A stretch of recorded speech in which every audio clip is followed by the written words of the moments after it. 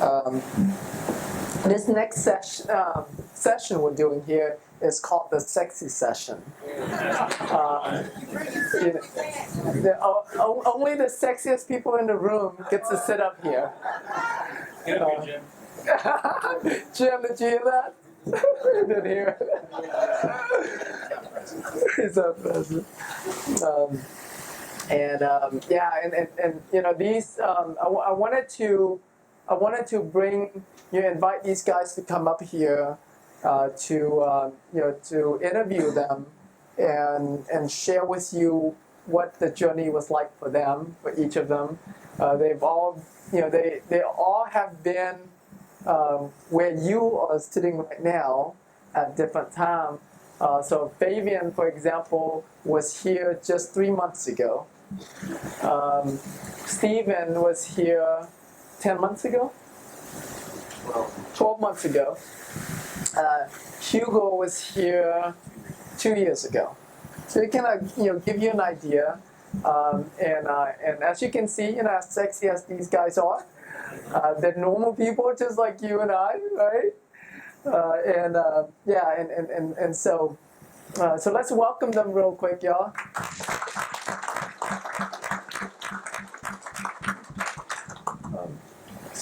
So why don't we start with, if you can just say hi everybody and introduce yourself, what is it that you do, and then we'll start with that.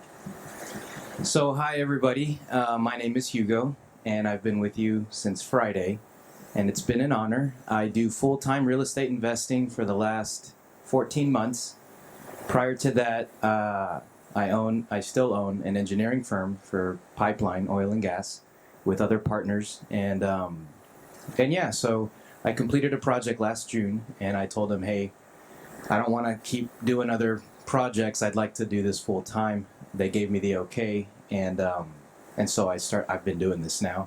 This is my passion, and that's me in a nutshell on the professional side. So. And are you single? I'm about to make an offer this weekend.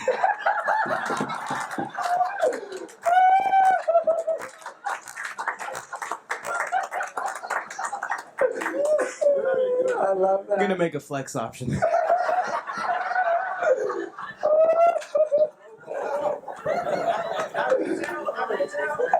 No retail, no. You are sexy, man.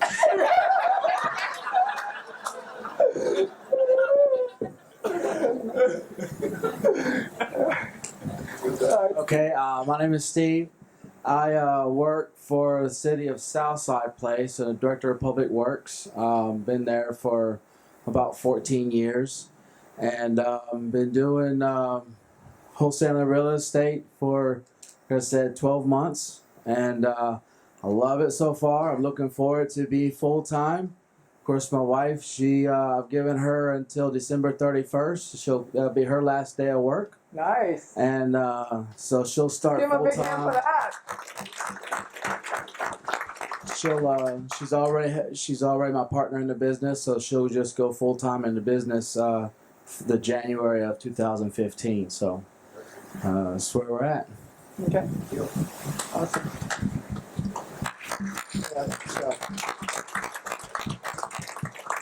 Hello everyone, my name is Fabian. I've been doing this full time for 3 months now, and before that I was doing freelance electrical work and odd jobs here and there, but yesterday I did close my first deal. And I look forward to do this full time, and I'm just doing what they tell me to do. Awesome. So we'll start from you back, Fabian. So before you started this, do you have any real estate experience at all? I had just minor real estate experience learning from a national guru. I had tried to get into that. It was a little distant just because they didn't have any experience in the area. They just kind of throw you the information and tell you to go on your own and do it. Just do it. And just trying to do that on my own, and then becoming a father and everything got in the way and life just took over. And I had to go back to work to get the bills paid. until I met you guys, Gotcha. and it was a whole different situation. And have you bought any properties or flipped any properties No, before this? nothing before this. Okay. All right. So you got some education, but haven't actually done any deals. Yes. Cool. Awesome. Thank you. What about you, Steve? No experience at all. I mean, for years and years and years, I know I wanted to get into real estate, but I had no idea how. I had no money and working full time, and I just had no idea how I was going to do it. I actually first heard of wholesaling by another real estate group, but just watched a couple videos about it and really had no idea. Even after that, I really had no idea about it.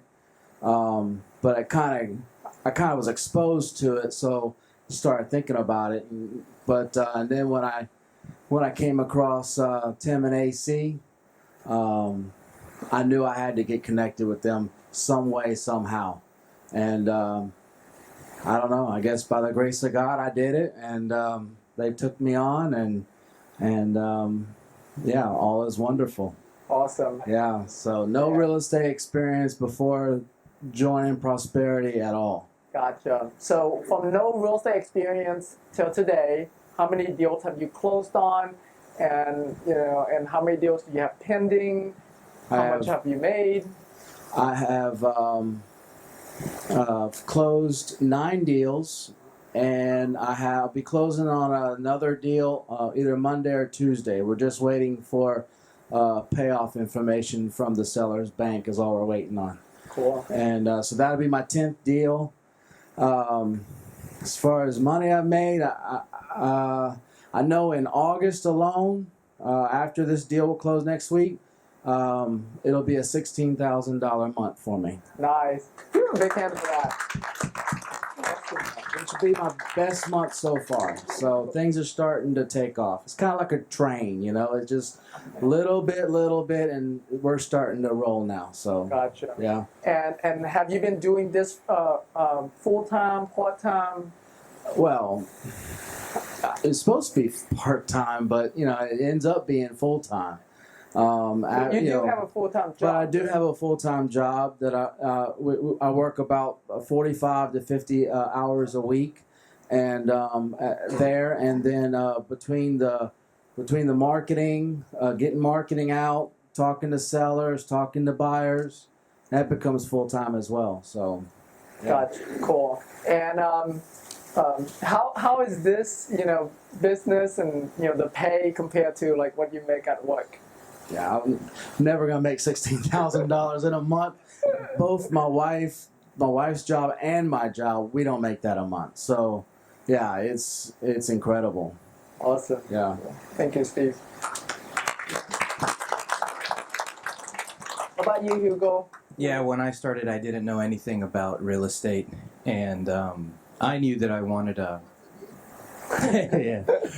That will I'll never forget that, because I've told some of you the story, but I was sitting in my conference room and about to buy my first flip, and I just remembered now that V actually inspected that flip 2 years ago when I bought it. Bring And, the can so you can see. yeah. Try up here. This is my friend V, and also inspector. I met him through a mutual friend because I needed to buy this HUD foreclosure that Tim found. And anyways, I was on the phone with Tim, and I said, Tim, what's the next step? Because I found the private money. Jim taught me how to make the call and all that. And Tim said, oh, you just get a deed of trust and a promissory note. And I said, just slow down. And he was like, okay. And I was like, he's like, what's going on? And I'm like, well, I just don't understand what the heck a deed is. And then he goes, oh, you don't know what a deed is? And I'm like, no. And I was getting upset at him on the phone and really frustrated. He said, oh, okay, so like there's a title to a car. A house also has like that, like a title, but it's called a deed instead. So what you need is a deed of trust from your lender so that should he have to foreclose, he's the first mortgage on the property. And I was like, oh, that's what a deed is? Okay, continue, right? So that's literally where I started. If you know what a deed is, then you've got a lot more than what I had when I started. All I had was the passion. I really wanted to do it, and the action. So that's where I started. I left like I told you, a pipeline. I was a designer and business developer in my firm, and I would make $38 an hour, and I had to work 40 hours a week, plus, we would do 50, 60-hour, weeks overtime, just routing and designing pipelines, and it was the worst ever. I hated it. That's why when I finished that project, I just wanted to get out. It was the most boring thing ever in a cubicle. I hated it, and I was like, guys, I'd rather go out and flip houses, and that's just a lot more fun. I get to be outside. I get to be active. Yeah, So- that's part of being sexy. You can't hide yourself in a cubicle. Yeah, in a right? cubicle, I just felt like I was dying every day, and I felt like I was getting fat every day. And all there was at the office was donuts, right? All the stuff that keeps you going during the day, and then you have the huge downs. So I was happy to leave that, and I was amazed that I could make more money doing real estate than actually. I was really proud of myself to have landed this opportunity and all that, and it was huge for me to give it up. However, I knew that the reward would be bigger. So every time I see myself reaching for something higher, I know I have to give something up, right? So that's my Awesome. And so,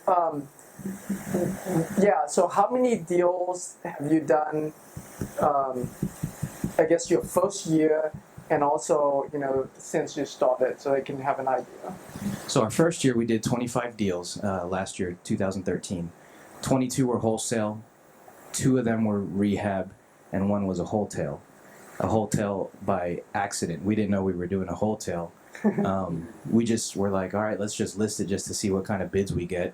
V also inspected that one, and it didn't need much work. So we got that one for $75,000 off of Craigslist, sold it for $108, and didn't even have to put a dime in it.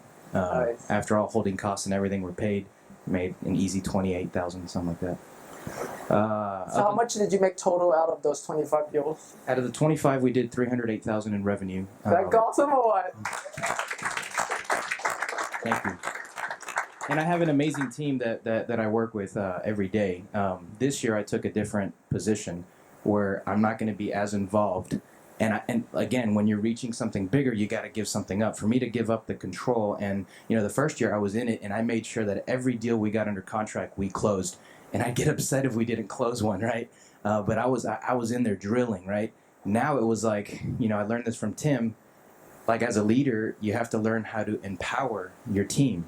You can't be in there doing it all the time. So that was my breakthrough, was learning how to empower others and just taking a step back, being detached from, this deal might fall through, and I probably, if I was involved, could have saved it, and I'm willing to give that up because my team needs to learn how to produce. So, this month and last month are the first months this year that the team has totally produced without me. Last month we did 13,000. So, I didn't have to be involved, which makes me feel really good. They're closing deals, getting deals under contract, doing everything themselves. This month, I told them the goal was 50,000. Up until Friday, we've done 38, 39. So I'm trying to get the machine to where we're consistently turning 90,000 a month, because I do want to have that 1.08 million revenue coming in. But again, it's a machine, so that was my biggest thing is being detached from. We're not making the money that I want to make in the first quarter, in the second quarter, but I'm really, really proud of them because now, they're consistently doing it. So Yeah. that's my goal this year, is to get a team producing without me being involved. They just come to me for just little decisions. Well, they're big decisions, but little stuff that they say, hey, should we close it and buy it and just not even blast it out to our list, or should we blast it? And then I tell them, no, I think we should still blast it, or yeah, let's just close it. So let's get the money. That's awesome. Having the courage to build your team and the courage to just play the role of a leader and not going in there trying to fix it, trying to get things done. It takes an amazing amount of courage, and you see, you're losing Yeah, money. that's exactly what I saw. But It was like, man, we're not hitting the numbers, and but I have to let go. Yeah. I have to let go, or else they won't grow. If I'm always involved, I'll always be dependent. So I have to let go. I have to give up maybe $200,000-$300,000 this year, if I want to be able to see a consistent 90,000 coming in each month. Yeah. So Yeah, so it's it's part of that sacrifice and that like just that that faith that hey, it's all gonna work out. And when I have my team in place, I'll have the freedom. Okay, so now that Hugo has his team in place, like now he can go away for a month, 2 months, and that business, that machine will keep on running, right? And he's not the and one. I wouldn't been able to hang on had we not have our mastermind group that we have through Prosperity, because every quarter we meet with the millionaire mastermind group, and every quarter we have to report stats to each other. Like Tim created it. It's like your board of directors. Yeah. So I literally come and I present, and sometimes I felt ashamed because it's like these are my numbers and this is the reality, and then they just all contribute back to me because they all want me to succeed. I want all of them to succeed. We point out to each other the blind spots that we don't see, right? Whereas if I didn't have that support structure, I would have given up. I would have said, the hell with empowering people. I'm going to go make another 200-300 grand this year because I know I can. But that's not going to grow me in the long run, right? So it's great to have a support structure, especially here with Prosperity, because these are people that are genuinely, authentically wanting you to succeed. When you reach out for help, they give you a good answer, right? They tell you what's in your best interest. Sometimes when you talk with people, they just, they'll at different events or whatever, they'll just give you tips and advice, but they won't give you the full truth, I guess you could say. So at least, this is information you can trust. Awesome. So let's give him a big hand, y'all. All three of them, actually. Okay. So what was it like, doing your first deal? Or what deal was like the scariest deal for you? Right? And the fear, what you had to overcome to do that deal. Any of you can start. Well, I guess the first, since I only done one, it was, to me, doing it by myself was probably the scary part. But the great thing with the coaches, they take you by the hand. I had a coach go with me to go talk to the seller. And he was able to build a rapport better than I would because they were ex-military. And so was he. So they talked for 30 minutes. And I just stood there and laughed about their conversation. He built the whole rapport, and then we'd already talked. I had talked to the seller personally by myself as well, so she knew me. So after he was done, I closed it after that by myself. And in the beginning, don't be scared when they say full time. Real estate is not really full time. I did this one. I think total investment was 3 hours, and my fee was 10 grand. Can't get better than that. Let's give a big hand for that, guys. So was it scary for you, when you're talking to a seller and this is a potential deal, oh man, what's gonna happen? And in the very beginning, yes, I had a big fear of just answering the phone, talking to strangers. But when you come here and you practice and you practice and you practice, and you have somebody over your shoulder telling you what to say, or better what not to say, everything just gets easier. And pretty soon you just do it as second nature. So you weren't a natural rock star, hello, oh no, with that sexy I was like, voice? let the voicemail get it. Just let the voicemail. I'll deal with it later. But then you don't make the money. So now that I see the money, you go out. You're a little more eager. You want to go out there and go find them and be like, man, this is how I've got to get paid. I need to talk to these strangers. So that's what I do now. I go out there and make these phone calls. Awesome. Thank you. All right, what about you, Steve? Probably probably the scariest part for me was just I guess for him as well, is getting started, because I went I started in June and I didn't get my first deal until September. And I had talked to I had people calling me all the time, and it was just that period of learning how to talk to a seller, learning to explain why the offer is what it is, it's just that learning period, and it was I would come to the mastermind meetings and hear about everybody closing deals, closing 2-3 deals a month. And yeah, I was kind of starting to get discouraged a little bit, and it was Steve E. Hill that really, every time we talked to him, he cheered me up and egged me on and said, just stay with it. It's going to happen. And it did. And it's true, everybody will tell you that after your first one, it starts getting easier. And that's true. After my first one, I started getting more deals. Not all my deals completely went through. Not all my deals closed. I could have more deals than I have closed, but it's just learning. Those first few months of learning the numbers and trusting the numbers and learning how to explain the numbers, and so that I've gotten a lot more comfortable doing. Awesome. I'll talk about my first deal. And on the first team that I put together when I started in January 2013, I started with the group October 2012, and I just really soaked in the knowledge. And then January 2013 was when I bought the first flip, and then I put together my first team just to test it. I had a whole bunch of interns, about 4 or 5 interns sitting around at our engineering office, and I said, hey, y'all want to learn real estate? I'll teach you how to run comps, and then let's just see how it works. And one of those was my cousin Pablo, that he wasn't an intern, but I had told him, you want to learn real estate? And he had just gotten let go from his job. So he said, sure. So he jumped in full time, and I was training all of them, and he found a deal, probably My House Deals or something like that. And he told the wholesaler, hey, let's do a flex option. And I had just literally 2 hours prior to that showed him what a flex option was. And I'm like, here, there's other ways you can get contracts. So he got it under contract. I don't remember the numbers. I remember the assignment fee that we made. But he got it. It was really cheap. And then he blasted it out on Craigslist, on My House Deals as well. And then he found a buyer. And then we ended up splitting with that wholesaler 50-50. We made $1,700. For us, that was the biggest victory ever because it works. And it didn't take us any money to get that contract in marketing or anything like that.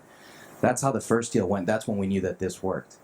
The scariest moment for me was the first quarter of this year when we only closed one deal and we made $7,000 in 3 months. And I was like, holy crap, this is not working. I had a conversation with my mentor, Tim, and I said, what's going on? I went from doing a lot to now I'm doing nothing.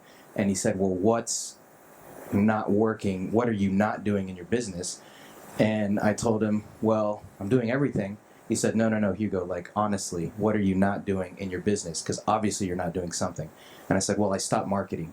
And he said, okay, why did you stop? I told him, well, because the money that I have in the bank is going to cover my overhead. And I want to make sure that I cover my overhead.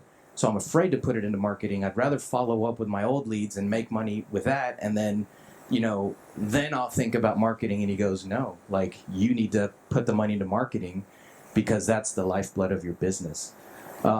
So my fear of not being able to produce, how crazy is that? I just got out of a year that we did amazing results, and here I'm afraid to put the money in marketing.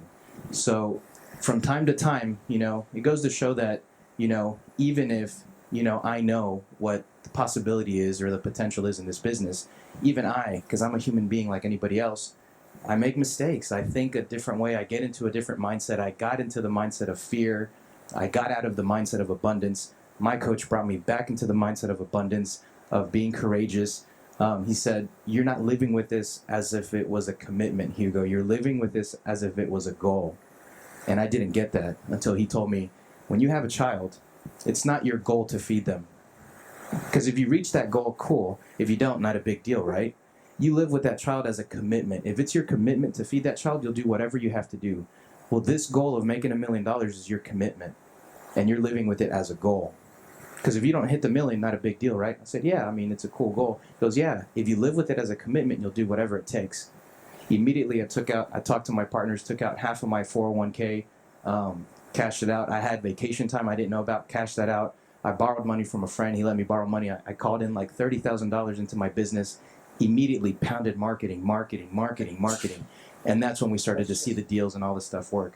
You know, I mean, that's the value that a coach does. Is, you know, he saved me from literally closing my doors in the second quarter of this year. So that's powerful, guys, and that's true. I mean, that was my scariest moment. So,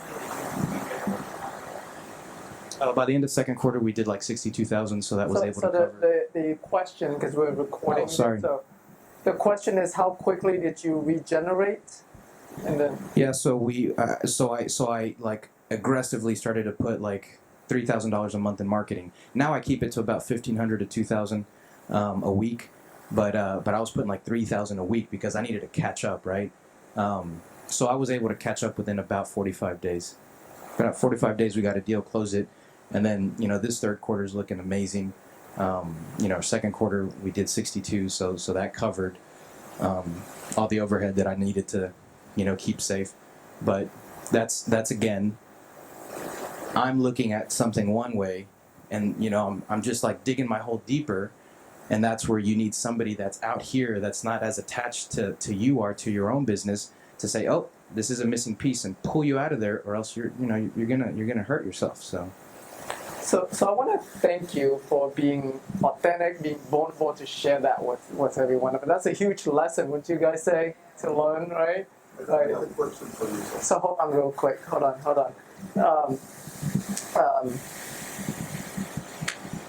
Lost my train of thought. You know, okay, go ahead and ask your question, and then. Thank you. My question is, just like you, there are probably 10,000 wholesalers doing the same kind of marketing that you're doing. What is the difference in your marketing and theirs that you get a deal and they were marketing the same area they did? So the question is, what's the difference with other wholesalers' marketing and my marketing that allows me to get a deal, right? Okay, so in our group, how many students are we? We're like 40 or something? 40, 50, something like 30 something. We're all doing like the same marketing, right? With the same message, and we're all getting deals. So the answer is, I'm not doing really anything different.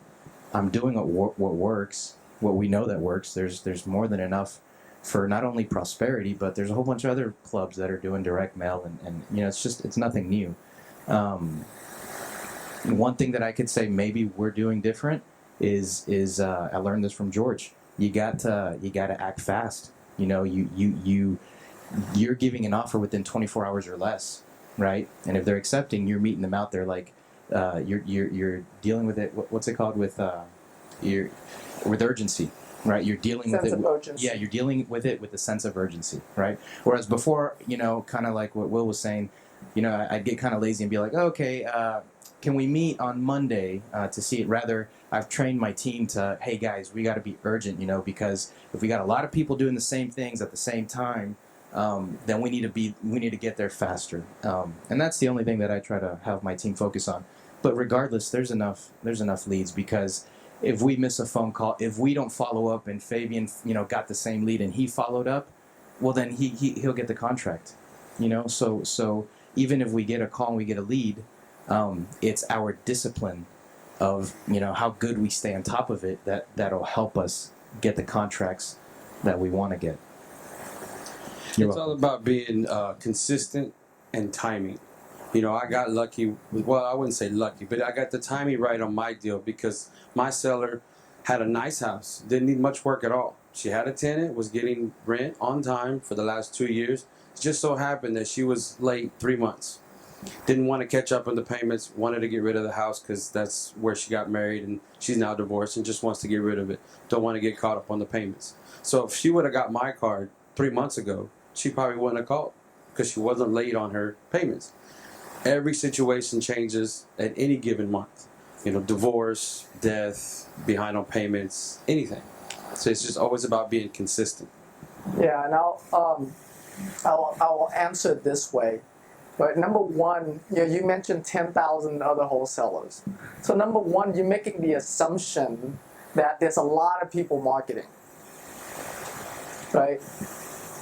Hugo would be a great example of that, right? Here's someone who's experienced, done tons of deals the first year, and stopped marketing, right? So you know, statistically speaking, we have a group of about 60, 70 people here, and walking out of here, maybe statistically speaking, this is different from people in our coaching group where like we hold them accountable to do that. Maybe 2% of you will do marketing. Maybe, right? That would be high. So there's actually not a lot of wholesalers out there marketing, and certainly not a whole lot of and every wholesalers do different types of marketing. Even with direct mail, you have a lot of different types of lists, and then you have a lot of different zip codes, right? And then there's bandit signs, there's absentee, absentee, and there's probates. There's a lot of different ways to do deals. And in Houston, we have over 6 million people. That's a lot of homes. I don't know how many. Do anyone know how many houses we have here in Houston? I would say well over 2 million homes here in Houston, right? The market share as investors that all the investors in Houston, not just us, but all the investors in Houston, probably account for less than 1% of the market share, right? And so we have a lot of room to grow, and ideally as investors we want to get to a place where when a homeowner wants to sell their house, we're like right up there with realtors in their mind that hey, I should do both. I should get an offer from an investor and get an offer from an agent to see what I can list my house for. We're not anywhere near that radar when a homeowner thinks about selling their house, right? And so we still, as investors, we still have a lot of work to do to get to that place. So what I'm trying to say is that even if we just reach 5% of the market share, we need a lot more investors to reach that kind of number, right? And so the market is huge. I would definitely want all of you to be out there marketing, because the more people out there marketing, the more it brings exposure to investors. That that if all of you, like if all of the people that we've ever trained is out there marketing, it's going to bring huge exposure to the real estate investing community. And by doing that, we are like definitely up there on the seller's mind when they're thinking about selling the house, right? And so that's like that's that's definitely our goal moving forward. Is we want to have we want the investor market to have at least a 20% market share, so that way when a homeowner is thinking about selling their house, right, like that 20% of the time they'll think about, hey, I want to sell to an investor, or let me get an offer from an investor. So we have a lot of room to grow in that area. And so with that, I want to ask you guys, what marketing has worked for you, and how much has it cost you per deal for those marketing?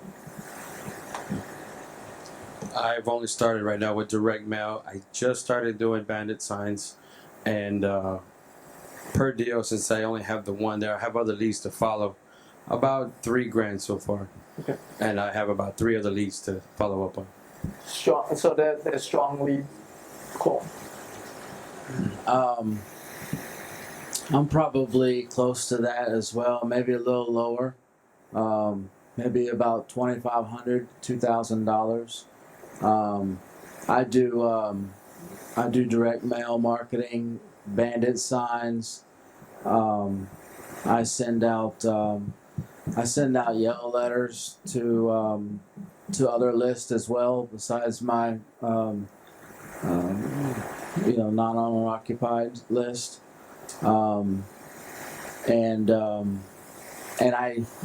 tell everybody what I do. That's helped me because my deal I'm closing next week is from a referral. I put it out on social media what I do, and I get calls from, I got a call from my cousin, say, hey, I see, what is this you're doing? I see it all over Facebook what you're doing. So I talked to him about it.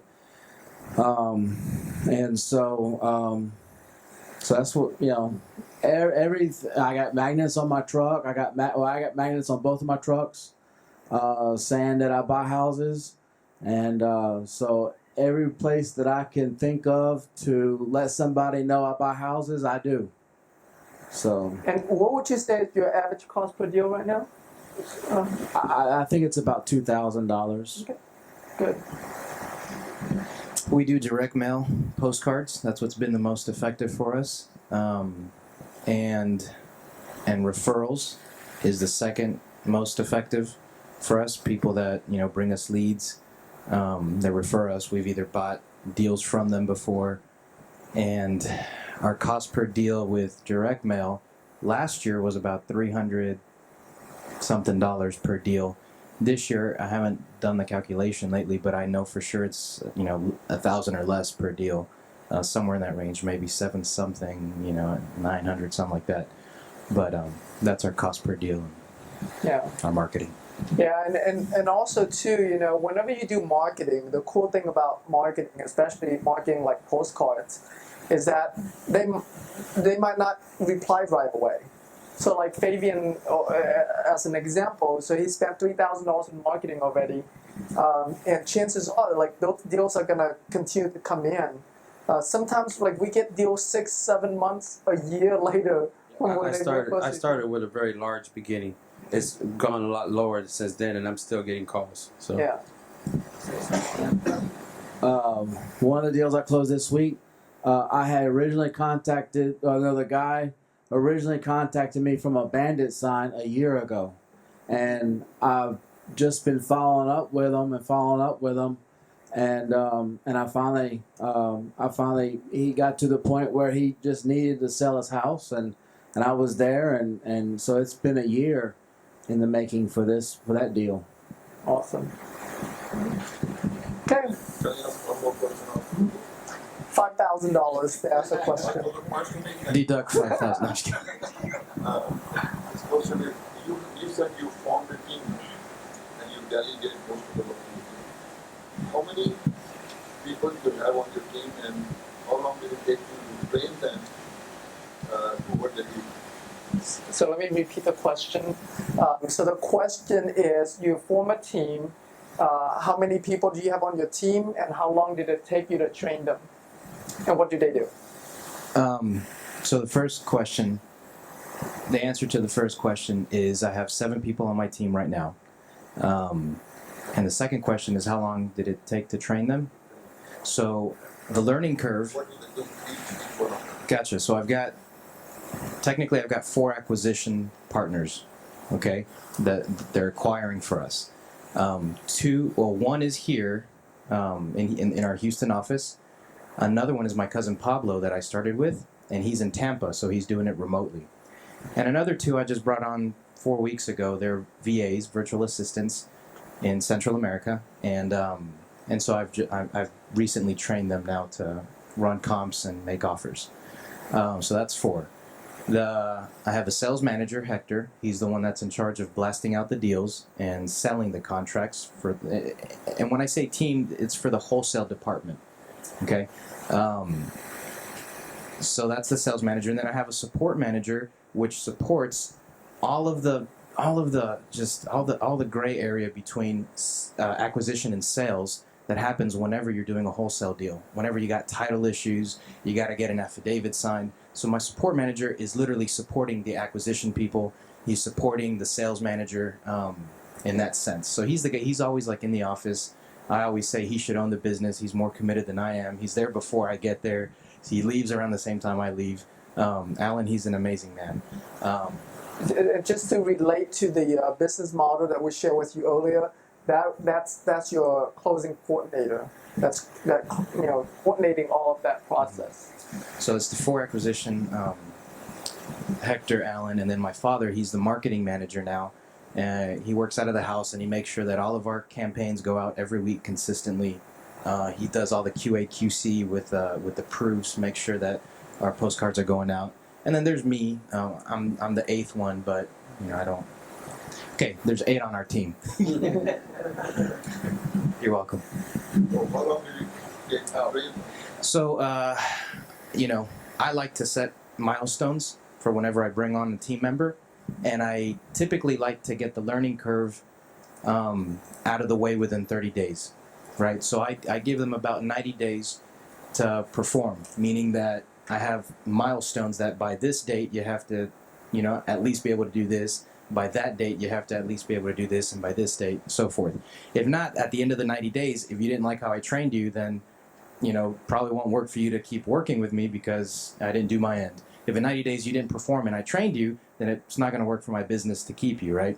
So it's accountability on both ends to make sure that we stay on top of what we have to do. So I give them 90 days to 90 days to at least get a contract and generate $8,000 of revenue for the company. Okay, but I give them 30 days to get all the learning out of the way. So, there's training sessions that we do and all that stuff. And then within 60 days, they should be able to get a contract very easily. I make the goals very, very attainable. And then afterwards, usually after 30 days, they're getting a contract within 2 weeks. You're welcome.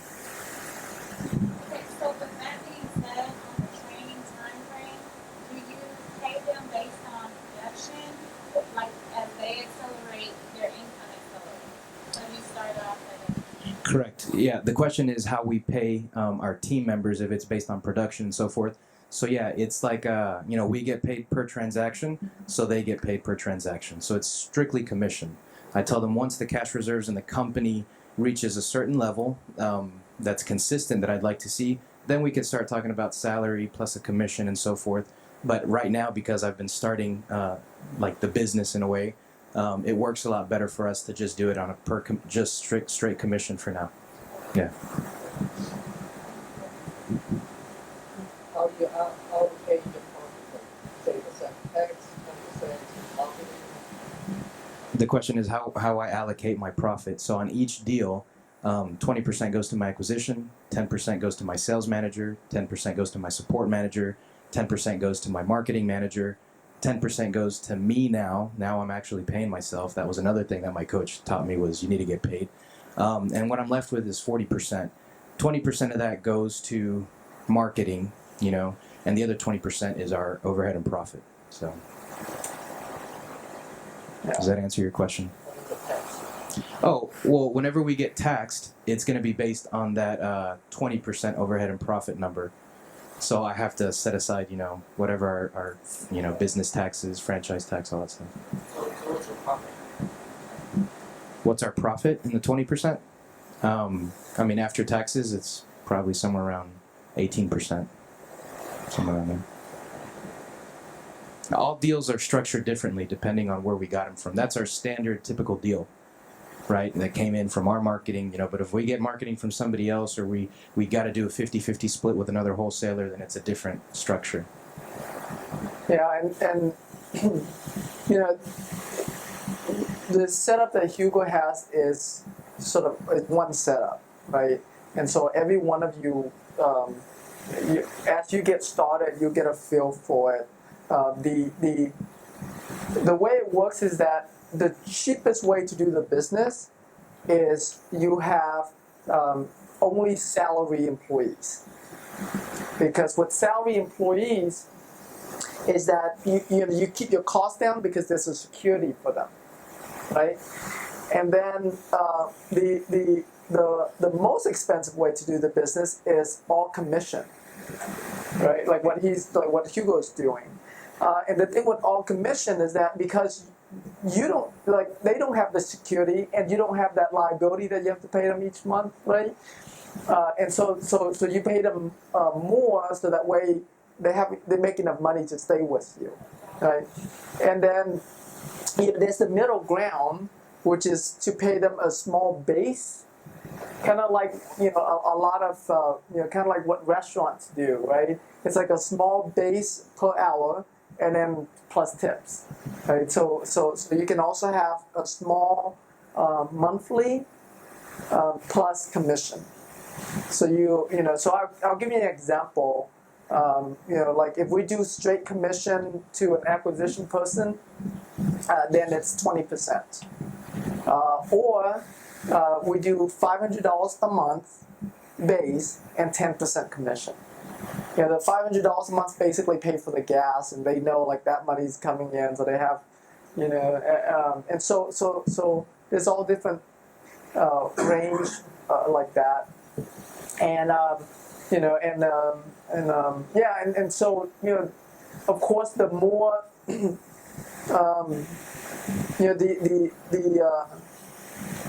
the better you get at sort of managing those numbers, right? The more you can you can save or make as your net profit at the end.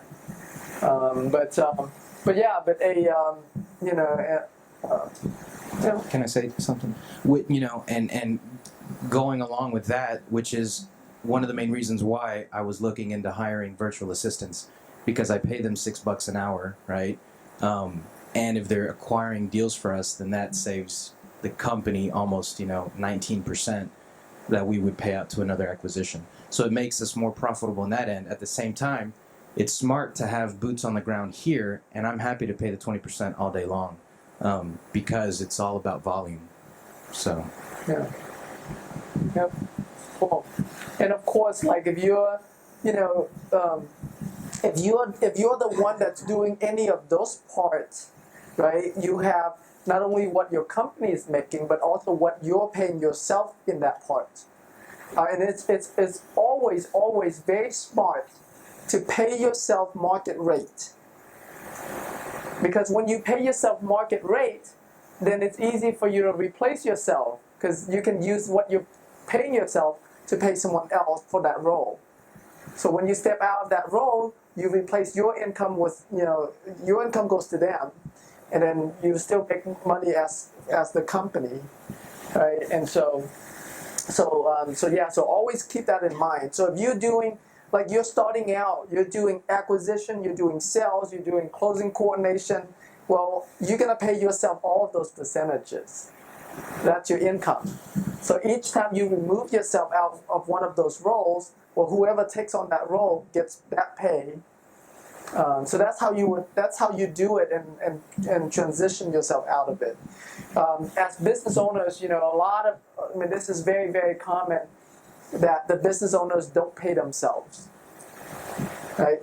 They put everything back in the company, and I've done this as well. Put everything back in the company, and then use it to reinvest and stuff. It's not a smart way to do it. It put more stress on you, and it's you just get stuck having to operate the business all the time. And by paying yourself first, it gives you clarity. It gives you your peace of mind and security. So you have a clear head to plan your company and to navigate your company, and it's more scalable for your business as well. Okay. At what point did you, it sounds like you have an office now. You said you moved for 2 years. At what point did you decide that you needed to move into an actual space? the question is, at what point did I decide to move into an actual office space? When my engineering partner said, Hugo, we need to grow. You need to get your real estate people out. That's when I was like, all right, guys, we need to get a space. Because I was using our cubicles at the time to run our office, to run our real estate operation.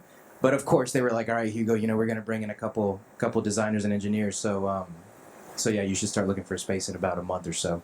So that's when I was like, all right, we can't. Yeah, so that's a really great question. So I'm gonna, like for you, Steve, so your first goal is to have your wife quit her, like retire from her job, Correct. right? And then I guess you're gonna come after that. I will come after that. Correct. And then are you currently working from home with your real estate business? Working from home with a real estate business. And yes. so what, like here in 2015, is your plan to continue working from home, or do you foresee getting into an office soon, or what are your thoughts on that? I'll probably continue working from home. Okay. Yeah. I don't have any plans for an office space right now. No. Of course, that can always change if things, Yeah, I mean, if the need presents itself, then I definitely will. I mean, I'm open to it. Yes, definitely so. If I have employees, but my first goal is to start using VAs, and I don't need office space to use VAs. Correct. And so I'll start delegating some of the responsibilities next year to VAs, and continue to work from home. That's awesome. And just to give you guys some tips and some guidelines, if you're the type that do find working from home, where that is not a distraction for you, then working from home is just a great way. Saves you a lot of money. My first 2 years I was working from home. I had hired a couple people, but they came to my house, and we set a room that became our office. And then when I moved into an office, what I did was I got an office right off of the feeder road of 59 and Bel Air. So my sign, when you drive the freeway, you can actually see my sign. And I named my company All Cash Home Buyers. And so we made that sign with All Cash Home Buyers and a phone number on there. So it became a billboard. Yeah, well, billboard, more of a billboard. And so that, not too long after we did that, we got a deal. That deal paid for the whole year of our office space, because of that sign.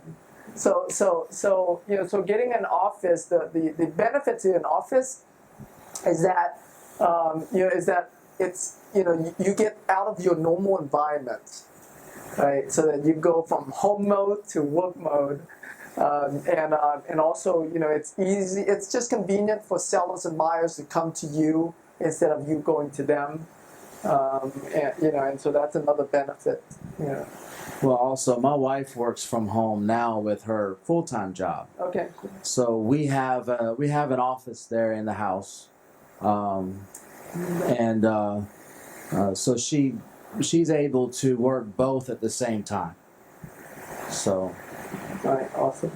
What about you? I do have an office. It's right here. No, yeah. I guess my first goal would We be. need to start charging you rent. As long as it comes with leads. See, great, right? This is great negotiation happening, right? Back and forth, right? And it's very natural if you really let yourself be. It's very natural in a conversation, and so you want to do that, and it's fun for the other person too. We all want a deal, so start practicing. I mean, my kids are really great with that. I'll say something and they'll counter with something else. It's like, all right, 2 more minutes. You guys have to go brush your teeth. 5 more minutes. And then okay, fine, 3 minutes. Right? So it's constantly back and forth negotiations. I've been a stay-at-home single dad for a while, so I do love being at home to help just raise my daughter. And that would be my goal, is just stay working from home for a while. But hopefully in the beginning of next year, if things go well, I'll be looking for a new home. Have my office there. Yeah, that's all. Yeah, I know when, so I said, my first 2 years, I was working from home, and then we moved to an office. And then so I had the office for well, at the office longer than that, but I worked in the office for 3 years, and then we had our second son. So after our second son was born, my wife and I decided to move back home, I guess, and so we still have an office, but Yuvia was the only person out the office every day, and I just work from home. So yeah, it's like this business is so cool. You have all of that flexibility. Can I ask a different question? Yeah, of course. So the question is, in your first deal, what kind of funding did you use and what was the experience like with that? Because I'm still having a very hard time understanding this concept of the fact that someone's going to give me money. And yeah, that someone's going to give me money. No one gave me money, Okay. and I didn't use any of my own money. Okay. Matter of fact, I haven't used any of my own money in a transaction yet. I mean, my money is spent in marketing, but I've never put money up. I've never put option money up for a contract. Some people do that, but I've never done that. Never had to. So I've never used any of my own money. All my deals are paid for by the buyers. Yeah, I just give the contract and market to the buyers, and buyers buy the property. Mine was very, very quick. I had the help of my coach, like I told you. All we did, I got the contract signed. I sent it to him. He told another student here that was a little bit more advanced, wanted to buy it. Within 3 hours, it was sold. So that's all I did was get a paper signed. I paid $10,000.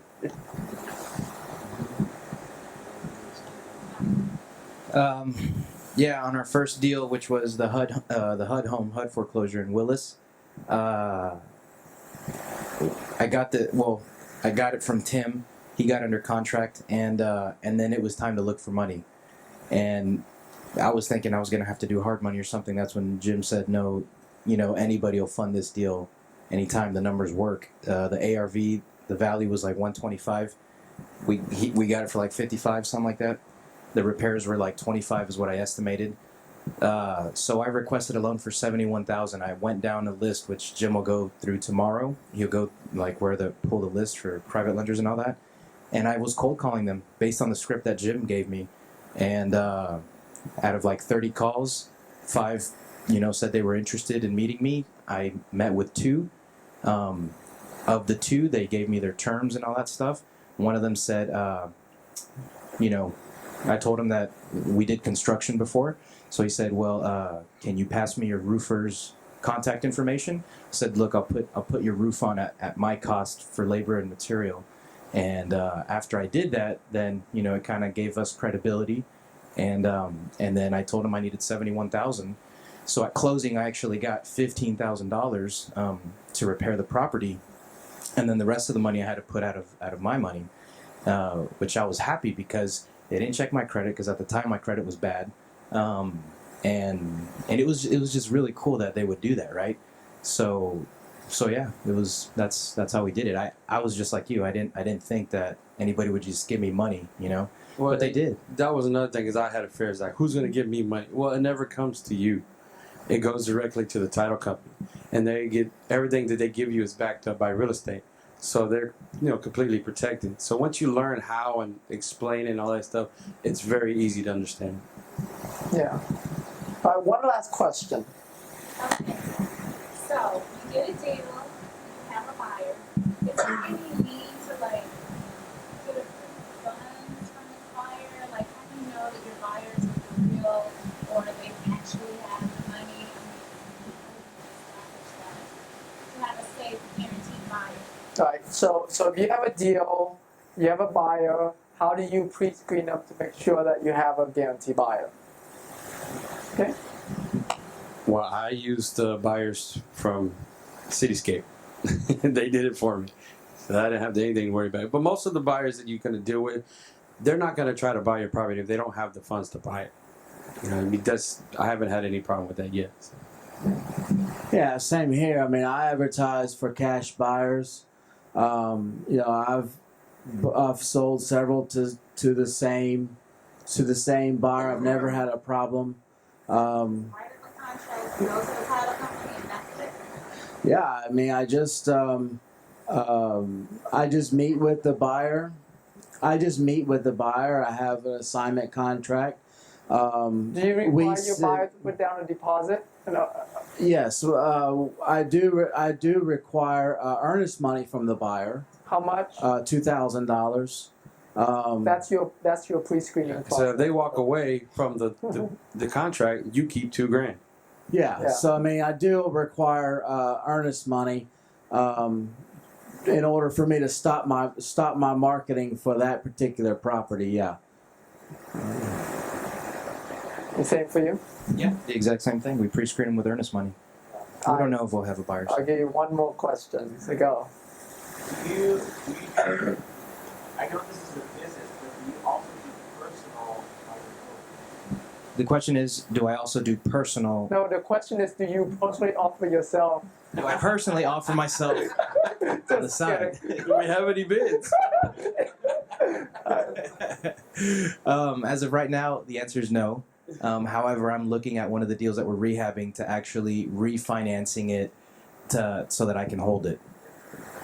So, I tell my team all the time, apart from, like, as of right now, our company does not offer a 401k. And I got this from AC or somebody. And I said, so it's real important that you build your real estate portfolio because that's going to be your retirement, right? So I encourage it. I encourage them to buy and flip, buy and hold. They're exactly another buyer. Sorry. But yeah, it's okay to do it. I just haven't done it yet. All right, awesome. To wrap it up, what is the one biggest tip you have for them? Stop analyzing and take action. All right. Yes, sir.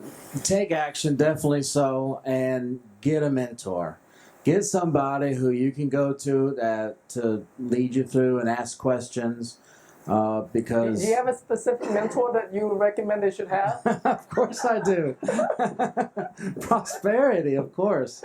And I say that, but honestly, before Prosperity, I did try other real estate clubs, and I got a phone number that I could call somebody if I have questions. But that was it. And I'm like, well, I don't even know what I'm doing, so what questions am I supposed to ask? I have no idea. But Prosperity was the first group that I could actually come in, I can talk to somebody, I can make an appointment to talk to somebody, I can come in on Tuesdays. Mastermind is a huge help. And there's not just the mentors, but there's the other coaching members who are all in different stages of experience. So there's people who I can help, believe it or not, and there's people that help me as well. So I mean,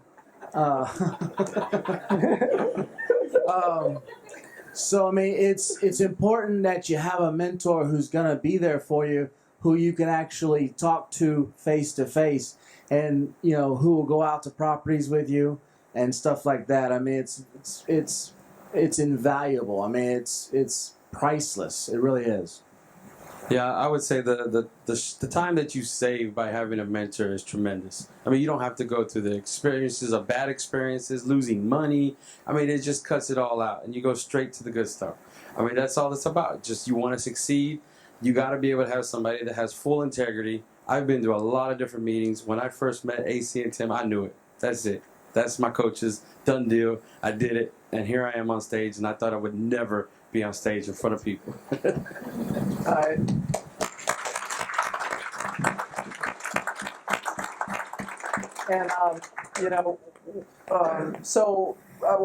This is like totally brand new, but part of doing the business, right? Like part of you guys' success is to give back, to pay it forward. And so one of the things that we just started doing now is we call them our superstar students, like Hugo and Cynthia other students, Steve V. Hill and Jerry. They are now our assistant coaches. So not only are you guys getting support from from us, but so we want to make sure that you guys have everything you could possibly need to succeed, right? And and then if we need to, we'll go out there with a spank, right, with a whip and spank you to make sure you get into action and do your thing. So with that, like Hugo, would you recommend, like, if they're thinking about joining our group and our mentorship coaching program, would you recommend them to do that? Absolutely. I knew getting into this that I was going to hire a mentor. I was not going to figure it out on myself, on my own. I wasn't going to go through that. So that's my number one tip. Stop analyzing, thinking, take action. And just keep taking action, action, action, action. Your head's always going to stop you. So don't let your head stop you. Awesome. One thing I want to share real quick. Ron and Cynthia are killing it. They're doing amazing. And I was on the same bus tour with them in September, right? What they're doing this year, they could have been doing it when I started. I took action. I signed up. They took action a year later. Now they're killing it. They're doing awesome, But at the same time, they always tell me, it's like, if we just would have started back then. Don't wait. Don't postpone. You could be making the $10,000 check next month. That could be you. So just take action. Awesome. Yeah. And I mean, the numbers on these properties are extremely important. And if you go in without training, without understanding how to get the numbers and why the numbers are what they are, you are going to get in a position where you might be able to get a property under contract because seller's going to give you a contract all day long when numbers aren't right, but you're not going to get rid of it. And that's my experience. I mean, that's experience for me, unfortunately. But so having that mentor to show you exactly how to wholesale is very, very important. It'll save you a lot of problems in the end. Yeah, save you a lot of time, headache, mistakes, and money. Yeah, that was the big problem. Was I didn't know what to ask. Well, how are you going to get the answers if you don't know what to ask until the problem comes, and then you have a ton of questions, and they were always there to answer every single one, and got it answered quickly and moved on. Awesome. Let's give these guys a big hand, y'all. Actually, real quick, we have a tradition that we do. Each time we have a panel, we do a contest called the Sexiest Investor of the Month contest. So whoever gets the loudest scream is gonna win this contest. All right. So Sexiest Investor of the Month. Steve. Fabian. This all sounds about the same. All right, guys, you will try this again. Really support one of them, okay? Decide on one that you're gonna clap for. All right, Fabian. Steve. Hugo. All right, we have a winner. It's Hugo, and he's single.